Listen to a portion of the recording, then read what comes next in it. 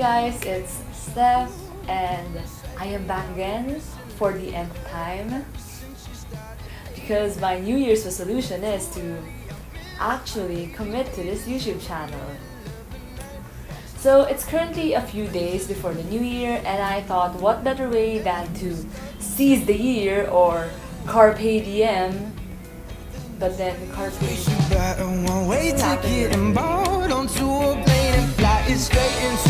carpe the year with a 2021 digital diary. So I actually started the digital diary and bullet journal a few months back, but I wasn't able to commit to it because life happened. But it doesn't matter how many times you fail as long as you try and try again. I'd like to live a life by design instead of a life by habit.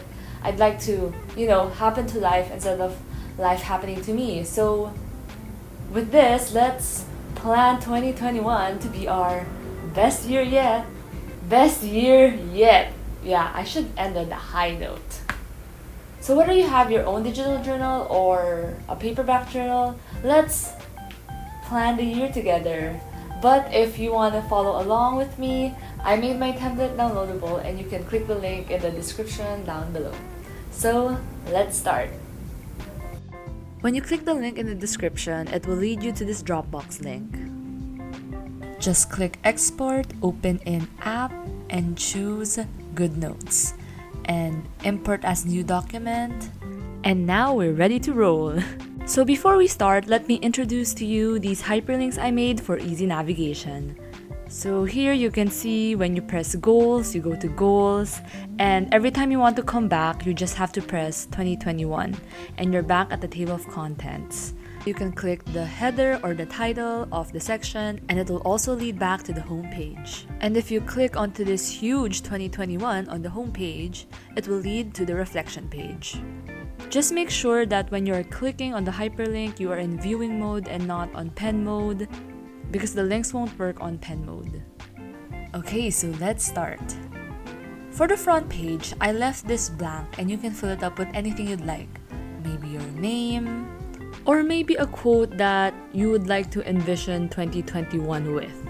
For me, it's Carpe hoc anno, which is, I don't know if I pronounced that right, but basically it's seize this year. And yeah, I'm gonna carpe diem the year, so I'm gonna carpe hoc anno it. I just know I'm butchering the pronunciation, so I'm really sorry. And the great thing about Good Notes, you just select it and adjust it, make it smaller, make it bigger, whatever floats your boat. It's going to be your year after all.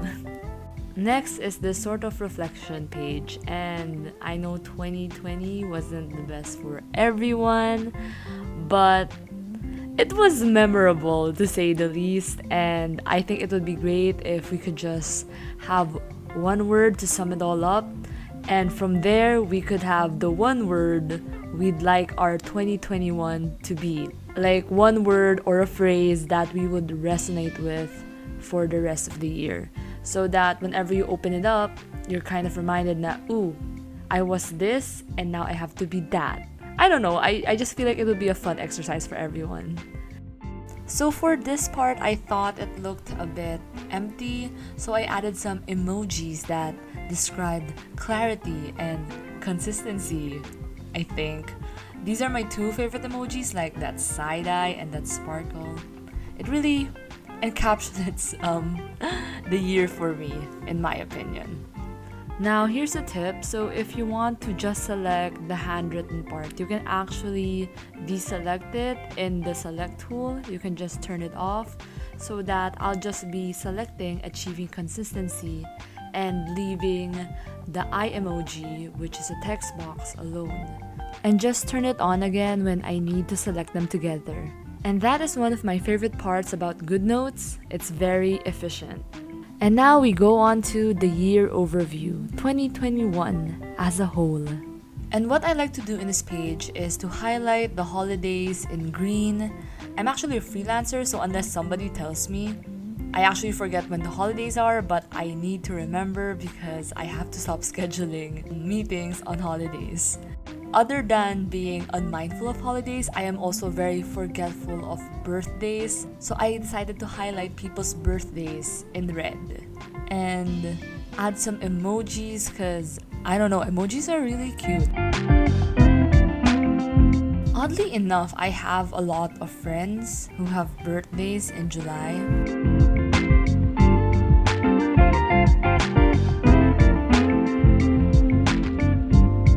So for the goals page, I left out some blank boxes wherein you can fill it up per category, like things you want to improve this 2021. For me, it's myself, things I want to do more, things I want to do less of.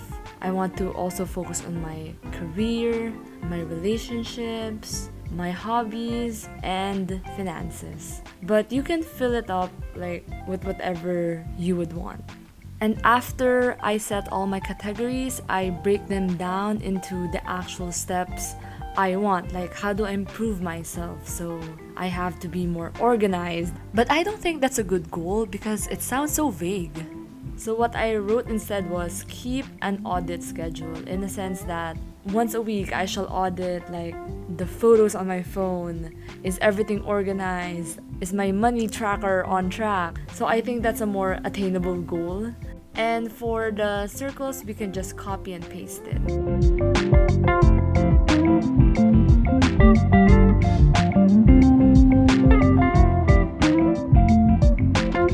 So for relationships, I really want to be more intentional this year.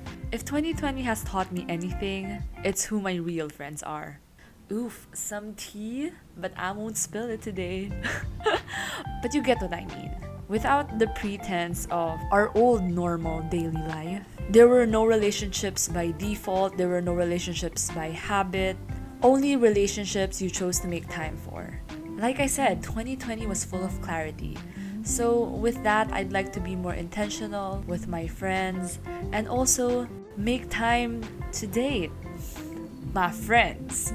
Lol, I'm kidding. But really, this is such an underrated part of goal setting. Because usually when we think about resolutions, when we think about goals, we think about ourselves. How can we improve ourselves? How can we improve aspects of ourselves, like our career, like our hobbies?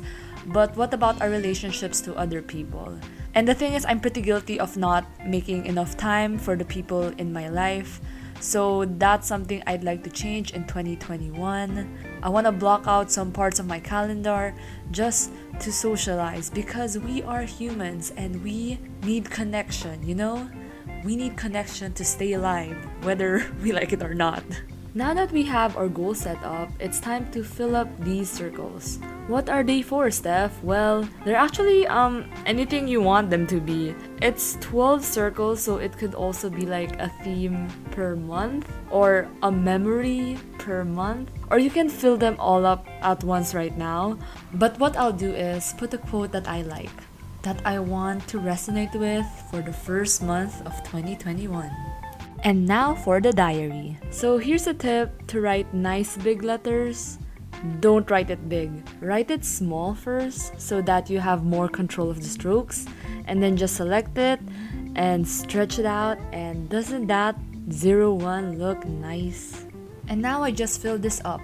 I go back to my 2021 homepage to see where January 1 starts, and it starts at a Friday, so I just filled that up until 31 in preparation for my diary, which you guys will see by the end of January. Now, instead of monthly and weekly, I decided to label them as diary and journal because this setup is where I put at least one moment a day, and the other setup is my bullet journal where I plan my week and my days, with this month page as an index. But we are pressed for time, so if you want to see how I fill my weekly journal up, you'd have to wait till the next video.